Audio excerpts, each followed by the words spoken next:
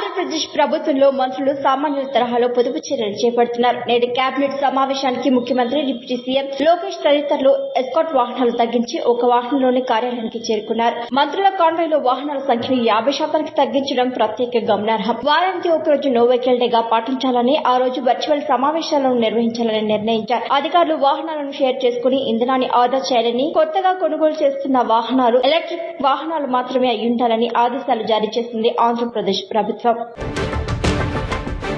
Formula ఈ car race కేసులో మాజీ మంత్రి కేటీఆర్ కు ఏసీబీ కోర్టు సమన్లు జారీ చేసింది. అరవింద్ కుమార్, బిఎల్ఎన్ రెడ్డి, కిరణ్ మల్లేశ్వర్ రావుకు కూడా ఈ సమన్లు అందాయి. కోర్టు జూలై 31న విచారణకు హాజరు కావాలని ఆదేశాలు జారీ చేసింది. 2023లో విదేశీ సంస్థకు నిబంధనలకు విరుద్ధంగా 55 కోట్ల రూపాయలు మళ్లించడాన్ని అభియోగంగా పేర్కొంది కోర్టు.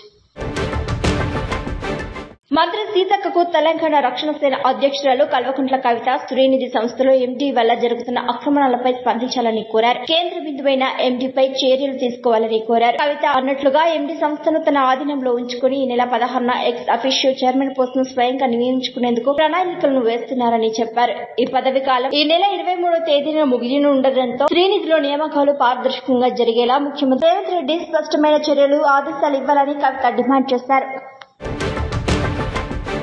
తమిళనాడు మాజీ ఉప ముఖ్యమంత్రి డీఎంకే నేత ఉదయనిధి స్టాలిన్ సనాతన ధర్మంపై చేసిన విమర్శలు మళ్లీ వివాదాస్పదంగా మారాయి. అసెంబ్లీలో ప్రమాణ స్వీకారం కార్యక్రమంలో ఆయన సనాతన ధర్మానికి వ్యతిరేకంగా వ్యాఖ్యలు చేసినట్లు తెలిపారు న్యాయవాది రామారావు. తెలంగాణ హక్కుల న్యాయవాది రామారావు భారత రాష్ట్రపతికి ఫిర్యాదు చేసి వ్యాఖ్యలను కేవలం భావ ప్రకటన మాత్రమే కాక కోట్లాది హిందువుల మత విశ్వాసాలను గాయపరిచేలా ఉన్నాయని తెలిపారు.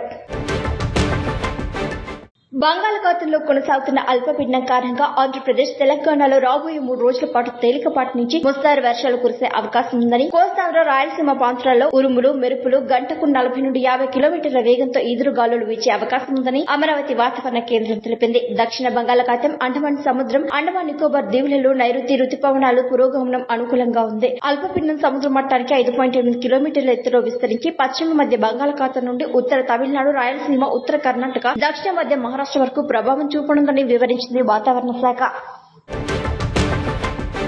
ఉత్తరప్రదేశ్ లో తీవ్ర గాలి దుమారం, వడగళ్ల వాన, పిడుగుల వల్ల రాష్ట్రంలోని పలు జిల్లాల్లో అతలాకుతలమయ్యాయి. ఈ ఘటనలో 89 మంది ప్రాణాలు కోల్పోయారు, 53 మంది గాయపడ్డారు, 114 జంతువులు మరణించాయి, 87 ఇళ్లు ధ్వంసమైనట్లుగా. అత్యధిక ఉష్ణోగ్రతల కారణంగా ఏర్పడిన క్యూములోనింబస్ మేఘాలు భారీ వర్షాలు, వడగళ్లు, పిడుగులను ప్రేరేపించాయని వాతావరణ శాఖ తెలిపింది. రాష్ట్ర ప్రభుత్వం సహాయక చర్యలను చేపట్టింది.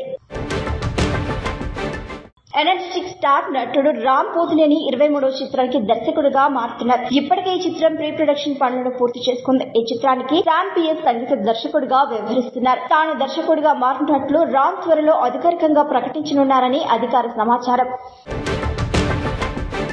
తమిళనాడు సీఎం అగ్రనటుడు విజయ్ చివరి చిత్రం జననాయకన్ విడుదలకు సంబంధించిన అడ్డంకులను తొలగించడంపై దృష్టి పెట్టారు. సెన్సార్ సర్టిఫికెట్ సమస్య కారణంగా విడుదల వాయిదా పడింది. కేవిఎన్ బ్యానర్ నిర్మాత వెంకట్ ఫ్రాన్స్ లోని కేన్స్ ఫిల్మ్ ఫెస్టివల్ నుంచి చెన్నైకి తిరిగొచ్చారు. త్వరలో జననాయకన్ విడుదల తేదీపై అధికారిక ప్రకటన రాబోతుందని సినీ వర్గాలు చెబుతున్నాయి.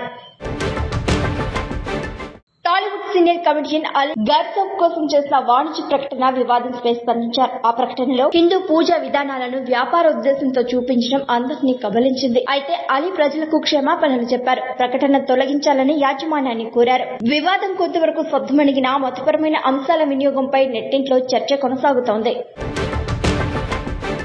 అమెరికా అధ్యక్షుడు డొనాల్డ్ ట్రంప్ చైనా పర్యటనకు వెళ్లగా ఆయన మంత్రుల బృందంలో ఉన్న మార్కో రూబియో తన పేరు చైనాలో లూగా మార్చుకున్నారు. సెనేటర్ గా ఉన్నప్పుడు వీగా ముస్లింల హక్కులపై చేసిన విమర్శల కారణంగా చైనా ఆయనపై నిషేధాన్ని విధించింది. ఈ పర్యటనలో ట్రంప్ షీ జిన్పింగ్ తో భేటీ అయ్యారు. తైవాన్, ఇరాన్ అంశాలపై చర్చలు జరిగాయి. చైనాతో దౌత్య సంబంధాన్ని బలపర్చుకోవడం కోసం రూబియో ఇలా పేరును మార్చుకుని పర్యటనను కొనసాగించారు.